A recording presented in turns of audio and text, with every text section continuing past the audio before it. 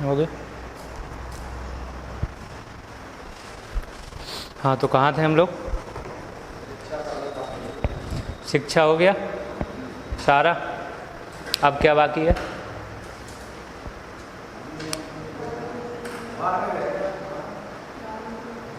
धार्मिक नीतियाँ। धार्मिक नीतियों में पढ़ चुके हो मेरे हिसाब से। कुछ होगा तो 1857 के बीच में ही वही सेम रिपीट करा देंगे। कैसे?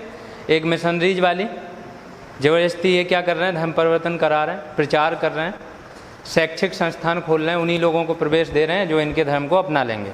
अभी भी होता है, जो भी ईसाई धर्म अपना लेता है उसको क्या करते हैं ये लोग, उनके बच्चों को अच्छे स्कूल में पढ़ाते हैं, कुछ पैसा भी दे देते हैं। अभी भी चल रहा है, सेम चीज़ चलता रहता है। ठीक है, तो वही सारे काम कराते हैं। तो धार्मिक नीतियों में इतनी है, हस्तक्षेप ये बीच में कर रहे हैं, धर्म में कुछ हस्तक्षेप कर रहे हैं। कैसे? कर लगा रहे हैं। अभी कुछ जगहों पे जा रहे हैं तो वहाँ पे प्रतिबंध लगाएंगे। जो धार्मिक जगह होंगी, तीर्थ यात्राएं करेंगे, उन पे प्रतिबंध लगाएंगे।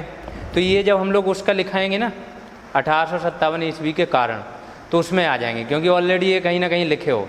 सामाजिक नीतियों में भी मैंने सामाजिक सुधार बता दिए, तो सारे सामाजिक सुधार कर दोगे, सामाजिक नीतियाँ हो गई। जनता रुष्ट तो है ही, तुम एन समाज सुधार कर रहे हो, नई चीज़ लेके आ रहे हो, अच्छी चीज़ लेके आ रहे हो, लेकिन जनता क्या करेगी? ऐसे नहीं मान जाएगी। वो क्या करेगी? रुष्ट हो जाएगी, है ना, कि तुम हमारे बीच में क्या कर रहे हो, हस्तक्षेप कर रहे हो समाज में। वो आगे क्या करेगा? आगे वो एक बड़ा कारण बनेगा। जो 1857 ईस्वी का विद्रोह होगा ना, असंतोष जब संचित होता रहता है, गुस्सा आदमी अंदर दबाए रखता है, बाद में एक साथ फटता है, वो सेम चीज़ होगी। तो धार्मिक और सामाजिक पढ़ चुके हो मेरे हिसाब से, है ना। अभी अब बचा है कि उसी का ही अभी कुछ विद्रोह कराएंगे, उसमें भी समझ में आ जाएगा। छोटे छोटे विद्रोह हुए हैं 1857 के पहले, कम से कम 40 ऐसे विद्रोह हुए जिनका साक्ष्य मिलता है कहीं ना कहीं कि 1857 का एक विद्रोह केवल वही एकमात्र विद्रोह नहीं था, उसके पहले कई सारे ऐसे विद्रोह हो चुके थे। यहाँ तक कि सैनिक विद्रोह भी पहले हो चुके हैं। 1857 में तो एकदम बड़े पैमाने पे हो गया, तो उसका नाम आ गया। तो हम लोग उसमें से कुछ विद्रोह उठाएंगे, है ना। तो हेडिंग डाल लो 1857 के पूर्व के विद्रोह, या 1857 के पूर्व विद्रोह।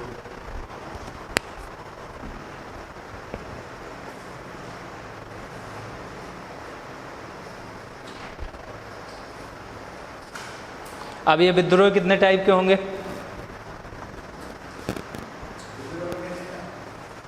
जो वर्ग करेगा उस हिसाब से विद्रोह का नाम रख देंगे। सेना ने किया सैनिक विद्रोह, किसान ने किया किसान विद्रोह। तो कितने टाइप के होंगे?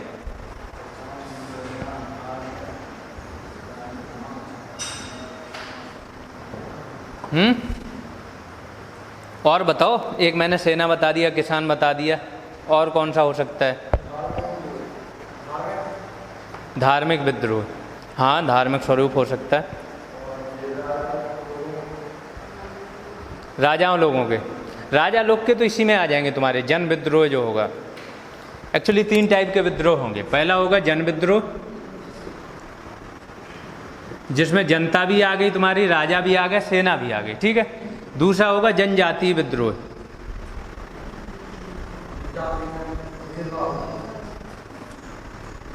क्या होती है जनजाति?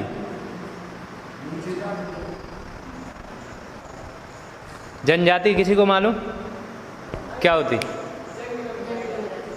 हाँ, मीन्स आदिवासी लोग, है ना। अनुसूचित जाति होती है एक, वो हो गई तुम्हारी निम्न जाति के लोग, मीन्स दलित लोग, है ना। और एक होती है शेड्यूल्ड ट्राइब, अनुसूचित जनजाति। जनजाति मीन्स जो लोग बाहरी समाज से कटे हुए हैं, जो हमारा समाज है। जनजाति की परिभाषा 3 पॉइंटों में होती है। एक तो ये लोग समाज से कटे हुए होते हैं, जनजीवन इनका आदिम टाइप का होता है। आदिम मीन्स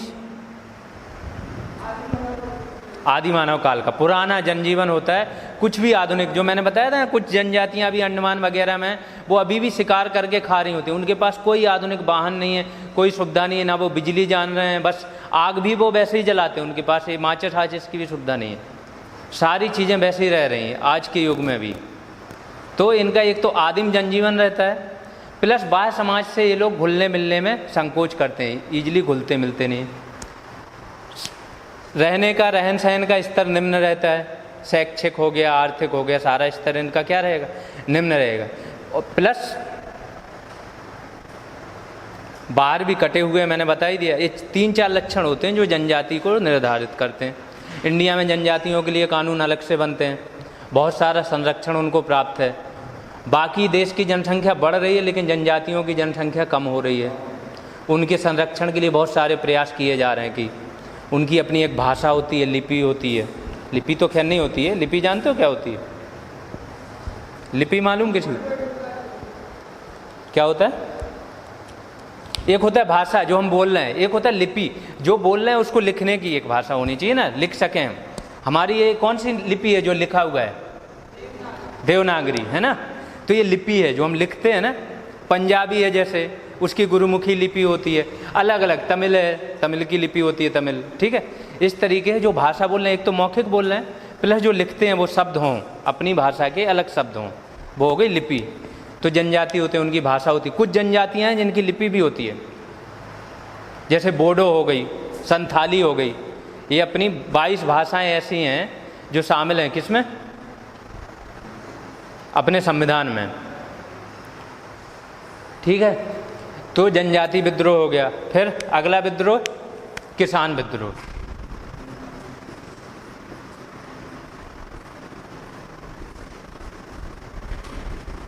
तीन तरीके के विद्रोह पढ़ेंगे। एक तो जो आमजन कर रहे हैं, आमजन से ही रिलेटेड लोग रहते हैं सेना में, वही जाते हैं सेना में, जो आम लोग होते हैं उन्हीं के परिवार वाले, ठीक। प्लस दूसरा विद्रोह जनजाति लोग कर रहे हैं, तीसरा किसान लोग कर रहे हैं, है ना। अब ये ध्यान रख लें, ये चैप्टर सबसे ज़्यादा याद करने वाला चैप्टर होता है। इसमें समझने लायक बहुत ज़्यादा होता नहीं कुछ। फैक्ट इतने होंगे, नाम इतने आएंगे, विद्रोह इतने आएंगे, सन आएंगे, याद ही करना पड़ेगा क्योंकि पूछता है। शायद कोई ऐसा एग्जाम हो जिसमें ना पूछे, 1 या 2 क्वेश्चन इससे होंगे। कोई भी एग्जाम उठा लोगे जो जनजाति विद्रोह होते हैं उसमें से आएंगे, तो याद करना पड़ेगा फिर, है ना। हाँ, मेन बता दूंगा मैं कि मेन कौन से हैं जिस पे ज़्यादा फोकस करना। तो 10-12 होंगे जिन पे फोकस करना, बस मेनली वो याद हो जाएंगे। तो एक ऐसा बना लो, पहले तो ऐसे पढ़ेंगे हम लोग। जन विद्रोह पढ़ेंगे, जनजाति विद्रोह पढ़ेंगे और किसान विद्रोह।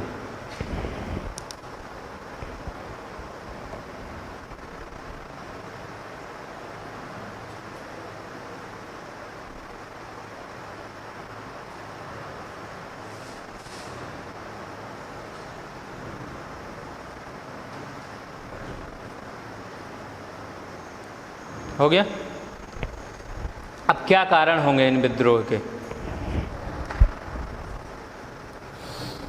क्या कारण हो सकते हैं? विद्रोह क्यों हुए?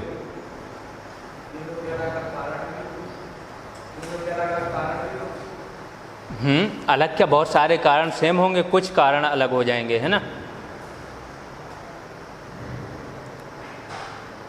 1 बाय 1 बताओ कारण, मतलब बताओ कि क्या क्या हो सकते हैं, क्यों लोग विद्रोह पे उतर आए।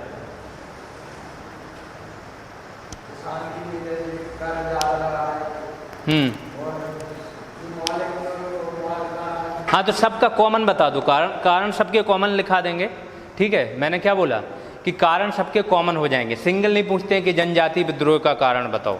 जनजाति के कारण तुम अपने आप जब कारण सारे होंगे उसमें से समझ जाओगे कि मेन कारण जनजाति विद्रोह का क्या है। तो अभी कॉमन बताओ कारण क्या क्या हो सकते हैं।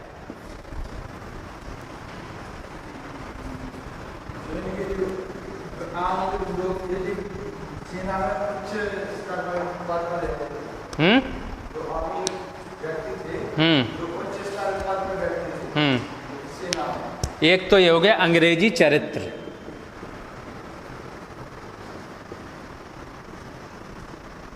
तथा भारतीय जनता से भेदभाव।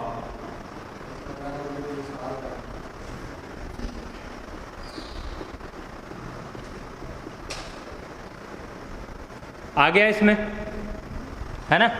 भेदभाव कर रहे हैं, उच्च पदों पे अंग्रेज रहेंगे। प्लस ऐसा नहीं है कि भेदभाव करके छोड़ दिया, अब तुम हर जगह जता भी रहे हो, तुम हर जगह जलील कर रहे हो इंडियन जो हैं उनको कि हम अंग्रेज हैं, हम में तुम में अंतर है, जो हमारी क्या है प्रजाति है और तुम्हारी में बहुत ज़्यादा अंतर है। हाँ ठीक है, इस तरीके से वो तुमको जता भी रहे, तो वो हो गया अंग्रेजी चरित्र, और भारतीय जनता से भेदभाव तो हो ही रहा है। अगला कारण बताओ क्या हो सकता है?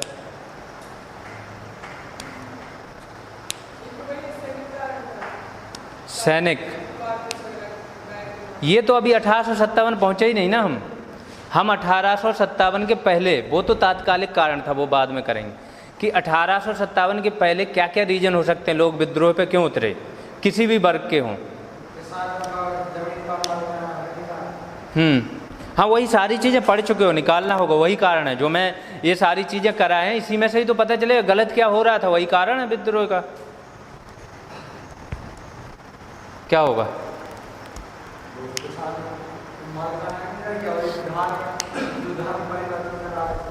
मेन पॉइंट पे नहीं आ रहे। सबसे मेन कारण था, अधिकतर उसमें रहेगा भू राजस्व नीति जो थी इनकी, करों का अधिरोपण, कर की दर बहुत हाई रखते थे और कर वसूली की जो शर्तें थी बहुत कठोर थी, समझ में? कर वसूल करते थे बहुत कठोरता से करते थे कि तुम्हारा अकाल पड़ा, कुछ भी मर रहे हो तब भी बांध के मारते थे वो, अगर तुमने कर नहीं दिया। जमीन छीन लेते थे, तो एक तो जमीन उनकी छीन लेना, दूसरा करों का अधिरोपण, तीसरा कर वसूली की दरें हाई रखी हैं। और क्या हो सकते हैं कारण? जनजातीय लोग क्यों विद्रोह पे उतरे?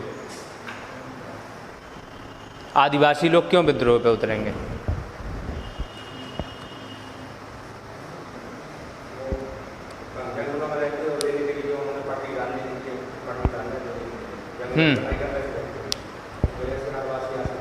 अच्छा, किसी ने नक्सलवाद सुना होगा?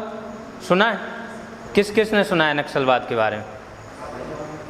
बोलो, ये झिझका मत करो, क्योंकि क्लास में अगर जो अंदर है हमारे पास जानकारी, अगर मुंह से नहीं बोलोगे तो पता कैसे चलेगा, प्लस वो चीज़ यूज नहीं होगी। नक्सलवाद सुना है किसी ने? अखबारों में हर 2-4 दिन में तो आता रहता है ना। नक्सलवाद आंदोलन चल रहा है ना इंडिया में, कब से चल रहा है? 1967 से, 1967 से, स्वतंत्रता के 20 साल बाद एक नक्सलवाड़ी करके जगह होती है पश्चिम बंगाल में, वहाँ से ये आंदोलन क्या होता है, शुरू हो जाता है। ठीक, अब बताओ कि ये नक्सलवादी जो होते हैं, नक्सलवादी ये क्या होते हैं? आदिवासी हैं। वो सारा एरिया ही जहाँ है इनका मेन हब, दंतेवाड़ा या जगदलपुर करके पश्चिम बंगाल में है जगह, आंध्रा में कुछ जगह है, ठीक है, झारखंड में, तो ये सारा जगह ही आदिवासी एरिया है। ये क्यों नक्सलवादी आंदोलन कर रहे हैं? हाँ, क्यों कर रहे हैं ये लोग?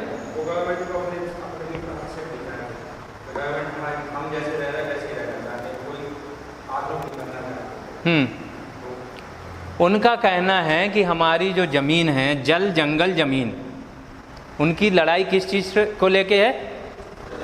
जल जंगल ज़मीन जो हमारी है, तुम वहाँ पे आके घुस रहे हो। तुम वहाँ पे क्या है, झारखंड में सबसे ज़्यादा कोयला वोयला मिल रहा है, लोहा मिल रहा है, लोहा इसकी सारी चीज़ें, तुम जाके किसी उद्योगपति को तुमने क्या कर दी? नीलामी कर दी। अब वो जाके पूरा खाली करा दी उसने ज़मीनें यहाँ की सारी, प्लस उन लोगों को कुछ मिल नहीं रहा, वो बोल रहे हैं ये ज़मीन तो हमारी है, हमारे यहाँ की, तुम क्यों कर रहे हो? प्लस सरकार की नीतियाँ उनको ऐसी लगती हैं कि सरकार हमारा शोषण कर रही है हर तरीके से। कैसे? जमींदार है वो अलग हमारा शोषण कर रहा है, बैंकर है वो अलग शोषण कर रहा है, उद्योगपति अलग कर रहा है, व्यवसायी अलग कर रहा है। उनको ये लगता है वो लोग पढ़े लिखे तो है नहीं, तो वो लोग फिर आंदोलन पे उतर आए। अब गलत उन्होंने ये कर दिया, आंदोलन सही था, गलत ये कर दिया, तुम सशस्त्र क्रांति कर रहे हो, तुम हथियार उठा लिए तुमने सरकार के खिलाफ, वो किसी भी हद से सही नहीं है फिर लोकतंत्र में, है ना। तो नक्सलवाद जो है वो भी आदिवासी है। वो क्यों? कि वो बाहरियों का, जो बाहरी व्यक्ति है ना, बाहरियों के प्रवेश के खिलाफ हैं।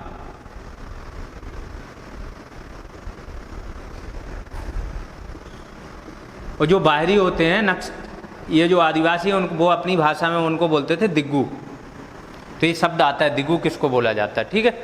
तो जो दिग्गू हैं, दिग्गू लोग, दिकू, दिगू नहीं है, दिकू था। जो दिकू लोग होते हैं वो क्या होते हैं? बाहरियों को बोलते थे। अब जो दिकुओं का प्रवेश रहता था उनकी जगह पे, उनके स्थान पे, उसके खिलाफ हैं वो, इसलिए वो विद्रोह पे उतर आते हैं। उनका कहना है कि हमारे यहाँ पे जो चीज़ें हैं, जो संसाधन हैं वो हमारे हैं, तुम लोग आ रहे हो सिर्फ हमारा शोषण करने, संसाधन लेके जा रहे हो, हमारे लिए ना कुछ विकास के काम कर रहे हो, विकास भी कर रहे हो तो हमारे ऊपर शासन करने के लिए। तुम शिक्षा दे रहे हो, अपने यहाँ नौकरी करोगे, ऊंचे पदों पे तो तुम लोग बैठे हो। ये सारी उनकी सोच है। सेम चीज़ वो लोग क्या कर रहे हैं और आगे फैला रहे हैं। अब ये विचारधारा इतनी मजबूत हो गई कि जिन लोगों ने शुरू किया वो खुद मर गए। जिन्होंने ये आंदोलन शुरू किया वो लोग मर गए, प्लस एक आदमी ने तो आत्महत्या, जो 2 आदमी थे जिन्होंने शुरू किया था नक्सलवाड़ी से आंदोलन, एक आदमी ने तो आत्महत्या कर ली इस चक्कर में कि ये अपना आंदोलन अपने मेन मकसद से भटक गया।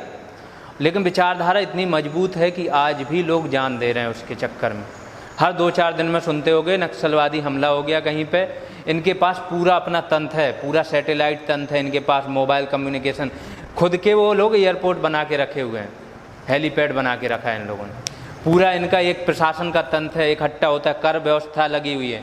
जितने भी उद्योगपति इनके यहाँ वो कर रहे हैं काम, सब पे 3% है कि जितना भी तुम यहाँ से मुनाफा कमाओगे उसका 3% यहीं देना होगा। वो दे के आते हैं, कोई भी चीज़ बाहरी चलने नहीं देते हैं। अदालतें खुद की लगती हैं, सीधा फांसी देते हैं, जो भी मतलब है खुद ही सजा देते हैं। अभी भी इंडिया में ये चीज़ें चल रही हैं। अब थोड़ा बहुत ज़्यादा कम हो गई हैं लेकिन चल रही हैं। तो ये लोग कैसे इतने मजबूत हो गए? विचारधारा है। सेम चीज़ होगा आदिवासियों के यहाँ जब सरकार या कोई भी प्रवेश करेगा, ये लोग क्या करेंगे? किसी भी काम के लिए जाएंगे, उनके यहाँ उनको ज़मीन से बेदखल कर देंगे, कानून लेके आएंगे, वन वाला कोई कानून लेके आए, अब वन पे तुम दोहन नहीं कर सकते हो, सीधा बोल देंगे कि वनों का जो तुम वन से इकट्ठा कर रहे हो चीज़ें, आदिवासी किस पे डिपेंड रहते हैं, है ना। एमपी में जैसे एक छेवला पत्ता, कौन सा पत्ता होता है? हाँ, छेवला पत्ता होता है। इसके बाद और कुछ पत्ते होते हैं, बीड़ी बनाने वाला कोई पत्ता, तेंदू पत्ता, इस सबसे आदिवासी हैं। प्लस माइन्यूट प्रोडक्ट जो होते हैं ना, सूक्ष्म उत्पाद जो निकलते हैं, फल वगैरह, ये सब चीज़ें भी इनको चाहिए। अब क्या कर रहे, सरकार ने पूरा वो कर दिया, निकाल दिया। अब उनकी आजीविका का साधन वही था, क्या करेंगे? विद्रोह करेंगे। सेम चीज़ होगा। तो आदिवासियों का विद्रोह के लिए 2-3 कारण होंगे। एक तो तुम उनके यहाँ घुस रहे हो, उनके अधिकार सारे हटा रहे हो, प्लस उनकी कुछ परंपराएं रहेंगी। जैसे मैंने कल बताया था 1844 में क्या किया इन्होंने? नरबली प्रथा को क्या किया? ख़त्म किया। नरबली प्रथा किस जनजाति में थी? उड़ीसा में एक होती है डोगरिया खोंड करके, खोंड जनजाति रहती है, उसमें नरबली प्रथा रहती है। ठीक है। अब खोंड जनजाति में जो नरबली प्रथा है वो तो उनकी चली आ रही, वो उसको समझते हैं भगवान को हम प्रसन्न कर रहे हैं अपने, तुमने बंद करा दी। अब उनके भगवान प्रसन्न ही नहीं होंगे तो क्या करोगे? आंदोलन होगा, है ना। सेम चीज़ है। तो इनके 2-3, एक तो तुम उनकी परंपराओं में हस्तक्षेप कर रहे हो, उनके सारे अधिकार छीन लिए, उनके यहाँ घुस रहे हो, ज़बरदस्ती उनसे मजदूरी भी करा रहे हो बहुत सारा। अभी जब रेलवे लाइन बिछेगी आसाम तरफ, ये क्या करेंगे? ज़बरदस्ती उनसे मजदूरी कराएंगे, बेगारी, कुछ पैसा नहीं देंगे, जाओ तुम, उससे वो विद्रोह करेंगे। तो बहुत सारे ऐसे कारण रहेंगे जो जनजातियों के रहेंगे। किसानों के क्या क्या रहेंगे? सेम ही रहेंगे। भू राजस्व की दरें उच्च, है ना, वसूली की कठोर शर्तें, राहत का कोई प्रावधान नहीं, जमींदारों का अलग शोषण रहेगा, महाजन साहूकार जो कर्ज देंगे वो अलग फंसाएंगे अपने जाल में। प्लस ये सारी व्यवस्था जो रहेगी, सारे कानून रहेंगे, सब अंग्रेज़ों को सपोर्ट करेंगे, जितने भी ये कानून बना के आएंगे। प्लस अंग्रेज़ों को तो सपोर्ट करेंगे और अंग्रेज़ों के जो सहायक हैं उनको भी सपोर्ट, जैसे जमींदार हो गए, अंग्रेज़ों के सहायक ही हैं एक हिसाब से, इनको भी सपोर्ट करेंगे। तुम आम आदमी हो, तुमने न्यायालय में मुकदमा किया, तुम्हारा कोई सुनवाई नहीं, तुम्हारे खिलाफ ही आना है वो मुकदमा। ठीक है। ये सारे रीजन हो जाएंगे। और क्या रीजन होगा विद्रोह का? सैनिकों के विद्रोह का क्या रीजन होगा? वो तात्कालिक, वो एक कारण भूल जाओ, वो सिर्फ एक तत्काल के लिए था, उसी टाइम के लिए। पहला तो यही जो मैं बताया कि उच्च पदों पे सिर्फ अंग्रेज रहेंगे, निम्न पदों पे क्या? भारतीय। प्लस भारतीयों की बेइज्जती बहुत करते थे वो, काला कुत्ता बोल के, ये वो। यहाँ रह रहे हैं तो पता चले उनको ज़मीन में सुला रहे हैं हम वहीं, जबकि सेम पद पे हैं। तुमको बार बार जातिगत तुमको वो बोले जा रहे हैं शब्द, तुम्हारे रंग रूप देख के बोले जा रहे हैं। खाना तुमको निम्न कोटि का मिल रहा है, उनको अच्छे, हथियार तुमको निम्न कोटि के मिल रहे हैं, उनको अच्छे, तो सेना क्या करेगी? वो भी सैनिक के अंदर रहेगा कहीं ना कहीं। प्लस सैनिक भी जो उनके घर वाले हैं वो तो आम आदमी है ना, किसान, वो जब घर आएंगे देखेंगे ये दशा है तो वो उससे भी प्रभावित होंगे। ये सारे 8-10 कारण अब हो जाएंगे तुम लोग के, है ना। तो इसका एक पहले ओवरऑल कारण लिख लो, फिर हम लोग चलेंगे विद्रोह। ये तीनों लिख लिए, 3 रूप हैं जन विद्रोह के, ठीक है। अब लिखो कारण।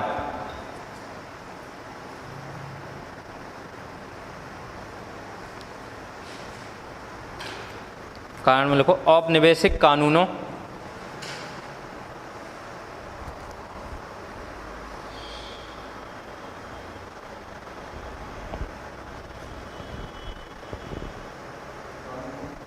एवं न्यायपालिका ने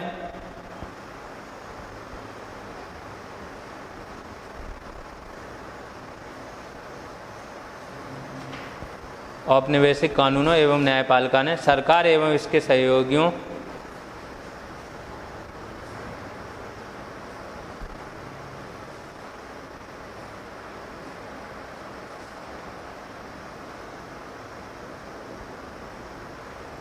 जमींदारों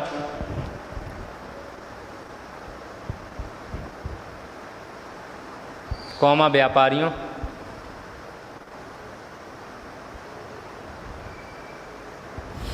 महाजनों, महाजन जानते हो, साहूकार महाजन सेम चीज है, जो ब्याज पे क्या दे रहे हैं? पैसा दे रहे हैं। महाजनों के हितों की रक्षा की।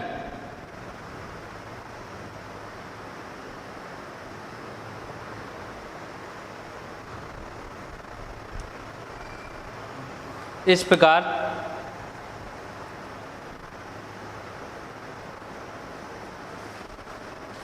लोगों के पास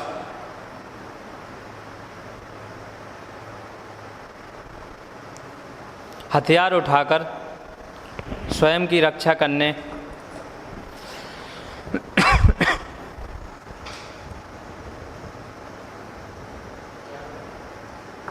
लोगों के पास हथियार उठाकर स्वयं की रक्षा करने के अतिरिक्त कोई विकल्प नहीं था।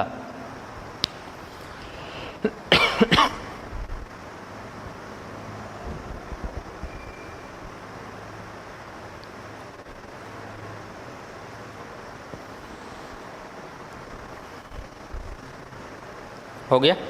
ये जितने भी विद्रोह होंगे ये ध्यान रखना बहुत ही हिंसक होंगे। पहले तो लोगों के पास ऐसा कोई नॉलेज तो था नहीं, पत्र लिख के देगा नहीं आप गलत कर रहे हो। बात करने का भी उतना नहीं था, अंग्रेज लोग बात कहाँ कर रहे हैं। तो क्या होगा? विद्रोह होगा, जितने भी विद्रोह होंगे बहुत ही हिंसक होंगे। फिर अंग्रेज भी उसी हिसाब से इनका दमन करेंगे, हजारों आदमियों की मौत होगी एक एक विद्रोह में। हिंसा मतलब समझ रहे हो? हिंसा का मतलब समझते हो? बुराई नहीं, लड़ाई, हथियारों से जान ले लेना। हिंसा मतलब किसी को चोट पहुंचाना या उसकी जान ले लेना, ठीक है। सेम चीज़ होगी अभी कि जितने भी विद्रोह होंगे, हमने क्या कहा, आज की डेट में आदमी समझदार हो गया। वो पहले कोशिश करता है बातों से सुलझा लो, नहीं तो कुछ आगे फिर कानून का सहारा लो। जब पहले कुछ बचा ही नहीं है तुम्हारे पास सहारा, लिखित में तुम दे नहीं सकते हो, तुम उतने पढ़े लिखे हो नहीं, कुछ है नहीं, तो तुम क्या करोगे? ओवरऑल तुम जब तक सहन कर रहे हो करते रहोगे, अचानक से अपना एक गुट बनाओगे और कहीं हमला कर दोगे। हमला करोगे, अंग्रेज लोग उसी हिसाब से प्रतिक्रिया देंगे। प्रतिक्रिया देंगे तो क्या होगा? हाँ, हजारों आदमी मारे जाएंगे, ठीक है। तो उसके नीचे अब पॉइंट वाइज लिख लो कारण में। और पहला तो भू राजस्व बंदोबस्त,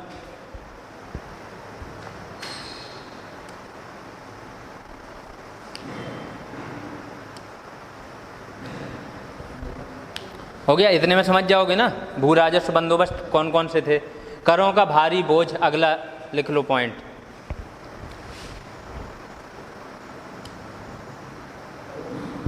करों का भारी बोझ, आ गया। अगला पॉइंट लिखो, किसानों को उनकी भूमि से बेदखल करना।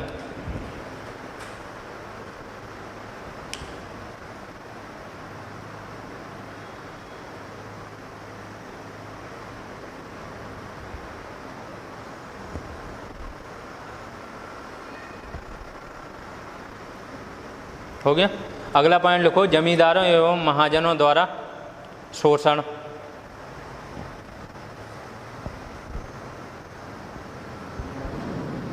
जमींदारों एवं महाजनों द्वारा शोषण।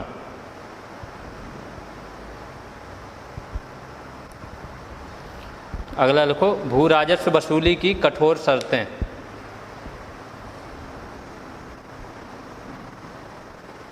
भू राजस्व वसूली की कठोर शर्तें।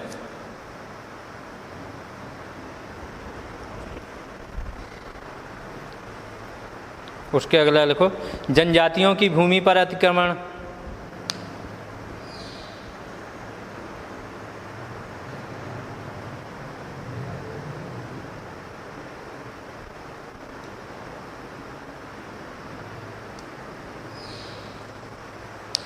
जनजातियों की परंपराओं में हस्तक्षेप।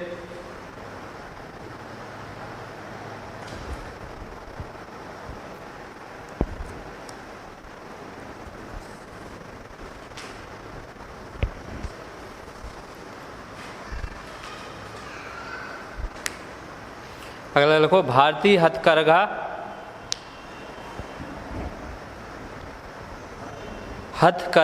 एवं दस्तकारी उद्योगों के विनाश से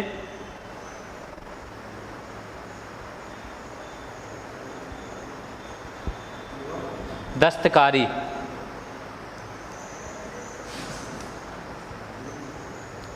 उद्योगों के विनाश से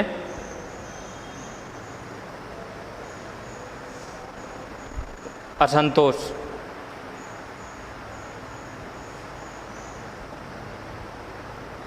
हो गया। आखिरी यही लिख लो, अंग्रेजी चरित्र तथा भारतीय जनता से भेदभाव।